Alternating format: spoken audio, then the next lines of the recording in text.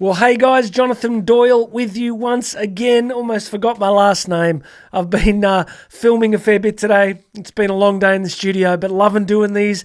So glad you could join me. I hope today I can bring you some encouragement, a little bit of inspiration. Today we're going to do a bit more of a deep dive into this issue of fear of success. Why would anybody have that? Is it in your life? So stay to the very end. We're going to talk about this in detail.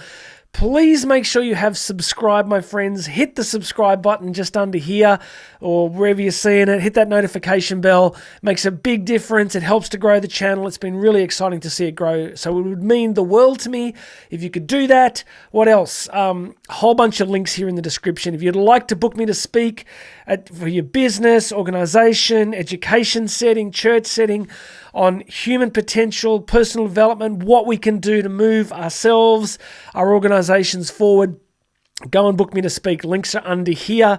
So exciting to be traveling again, to be speaking. I said yesterday I was in the airport lounge on last week, and it was just like, I felt like I'd come home. It was really cool to be there.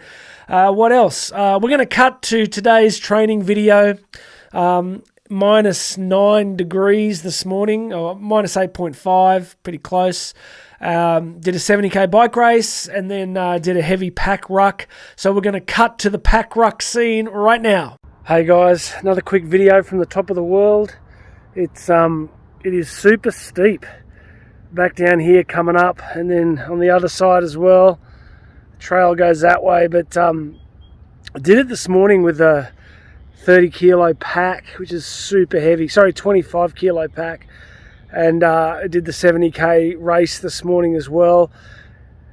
I'm not sure what the topic of today's video has been. I'll probably just cut to myself. It's like a time warp. But I'm thinking right now about example. My son, who's 12 and a half, is coming up the same hill with a friend of his. And I sort of put some time ahead of them, got up ahead. But it occurs to me that our example, like him growing up, just seeing me do this stuff, I hope is something that's going to impact him for a long time. And I just wanted to say to everybody that don't underestimate how your example impacts others. Just having as consistently as possible a positive attitude to life, gratitude just for the gift of another day, the way you speak, the way you treat people. I don't get it perfect by any stretch. I'm going to be learning until I take my last breath. But our example matters. And so I hope that these videos, these podcasts in some small way just encourage you to keep growing, to keep learning, to keep contributing to the people around you, because our example really matters. All right, I'm cutting back to myself in the studio. Here we go. All right, there you go. A little bit of craziness each day. I'm going to sleep well tonight. It's been a big day of training, but, just love to keep growing a little bit physically each day. Now, we're going to jump in. Today we're going to talk about the fear of success, which sounds really weird, right? Why do we need to talk about that? Is it a thing? Why would anybody be afraid of success? Fear of failure, I think we intuitively understand, makes a fair bit of sense, right?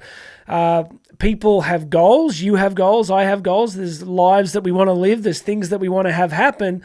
So the idea that we're going to fail in some way, or that if we risk something and fail, that is understandable, right? I can understand why any of us would feel that. When I was speaking, I've been speaking professionally now for maybe over 20 years, 25 years.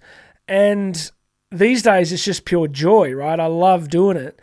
But I can remember plenty of times being really nervous. And I know that many of you watching, public speaking is one of, you'd rather just be hit by a meteor. You're like, they call you up on stage and you're like, now meteor, now. I understand that, because it's like we're afraid that we'll get up there, we'll be inadequate, we'll be just exposed as not knowing our stuff, and we'll struggle and stumble. I get it. So fear of failure makes sense, but why would we possibly be afraid of success? So to explore this, we're going to talk today about an insight from this book, which is called Thick Face, Black Heart, from Chin Ning Chu. There's a little photo of Chin Ning Chu on the back right there. How did I come by this really interesting book, published in 1992? 30 years. How good is God? How good is the cosmos, right? That it takes 30 years for this book to find me. I was actually up in Queensland last week, and I was going through bookstores, and I just felt that there was so much fluff around. There was so much a lot of the business, personal development stuff, I think at the moment, it's pretty light. It's very utilitarian. It's very, how can we just manipulate our lives and just tweak things? It's as if, it's just lacking depth. There's a real lack of depth. So anyway, I come across this secondhand bookstore and I've discovered this fascinating book by Chin-Ning Chu, Thick Face, Black Heart. And she's got a really interesting story. She was on the last commercial flight out of China, fleeing to Taiwan during the Chinese Revolution. And she escaped with her parents, and then she was living in poverty, and then she built this amazing business career in the US. She's died now. But fascinating lady, incredible life, like just dragged herself up by her bootstraps and became a real expert on helping American business people understand Asian business mindsets and built an incredible career out of it. So listen, I'm going to read you this quote from her book on Fear of Success. We're going to riff on it a little bit, and then you are free then, my friend, to get on with being awesome for the rest of your day, night, or evening. Let me read this to you. She says this: most of the things we think we want come at the price of leaving behind our familiar life and venturing into the unknown.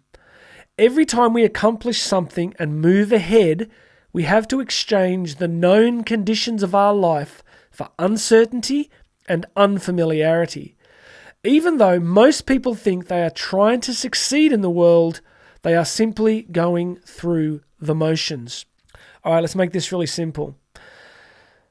Her thesis here is that we love stability, we love predictability, we love certainty. We've evolved as a species to really value those things. Pursuing success means doing different things that will often not have a guaranteed outcome. As we experience success in life, we have to become different people. Obviously, because if that wasn't true, then we'd all experience the successes we wanted exactly as we are now. But all of us, I think, can at least agree that we want different things in our lives going forward. But you see, the price of admission is letting go of where we are. Sometimes that means letting go of some of the people in our lives, some of the belief systems in our lives, some of the attitudes in our lives, some of the behaviors in our lives. Uncertainty, uncertainty, uncertainty, uncertainty. So you can see that what happens is we say we want success. You know, people are like, I want this, I want to live here or purchase this or contribute that or start this initiative.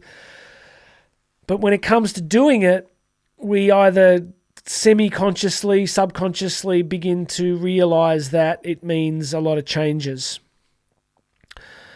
So I've been thinking recently, teaching my daughter world history. We've studied Marco Polo, Vasco da Gama, Christopher Columbus, and Ferdinand Magellan. And Magellan's particularly interesting because, you know, he leaves Spain, leaves the Mediterranean, goes through Gibraltar, heads around goes into the Atlantic and then around the Horn and then into the Pacific. He named the Pacific. How good's that? Pacific from Pace, like peace, like the peaceful sea. That's what Pacific means. And eventually, he makes it all the way around the world, except he technically didn't. He actually was killed in the Philippines and his crew got back to Europe. But look, we're going to give it to him, right? Let's just cut the brother some slack. It was a big effort. But I think about these guys as I studied them and taught them with Olivia, and I thought, what must it have been like to leave behind the royal courts of Europe, safety, notoriety, pleasure, success, food, comforts of that time of history, to literally sail into the absolutely unknown. Can you imagine being on a little boat in the Pacific, a bazillion miles from anything you've ever known? So I used to fly from Sydney to Dallas every few weeks, and when you fly across the Pacific, it's like you get a sense of the scale, and I think of Magellan being out there. What all of this is about? What you're going, Jonathan? What's the point of this?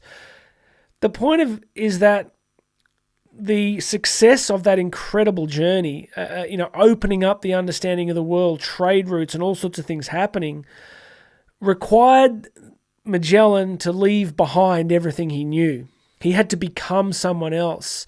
Marco Polo is interesting, right? Traveling from Venice. It took him over 25 years to reach the imperial courts in Beijing. And all those experiences that he had, and, just leaving behind, and then he becomes one of the great figures of history because he was able to do that. So my point simply is these people, these men and women in history that do remarkable things have to leave things behind. And they have to become different people in the process. And I think it's scary. It has risk, it has uncertainty, and we have to leave things behind. And I think that's the mechanism that holds so many people back, that they're not even that conscious about it. They're not even that aware that the reason that they're not where they want to be is because they're clinging to certainty. This is complex. I know some of you will be listening going, but you're telling us just to leave everything behind? No, I'm telling you to be intelligent about it and to think about it. I'm saying if you are not where you want to be, it's because there will be behaviors and attitudes and things that need to happen for you to become the different kind of person you need to become over time. So in the podcast version, which is under here, I gave the example of, Joseph Campbell's hero's journey archetype. So Luke Skywalker is one of the classic ones. Somebody that goes from predictability, boredom, if you like, and not knowing who they really are, to this phenomenal, swept up in this huge journey that involves risks and fear and uncertainty, and they change, right? They become somebody else in the journey. So that's Campbell's hero archetype, which some of you will be familiar with. So last couple of things on my notes today were, how do you actually do this? How does this go from, yeah, Jonathan, we get it. Fear of success is because we don't want to leave things behind and we don't want to change too much.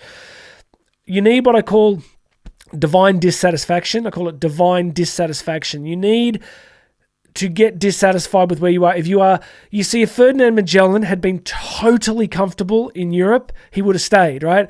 If he just loved every day of his life and it was just perfect and he had no desire for exploration or oceans or boats, he would have stayed exactly where he was, but he didn't.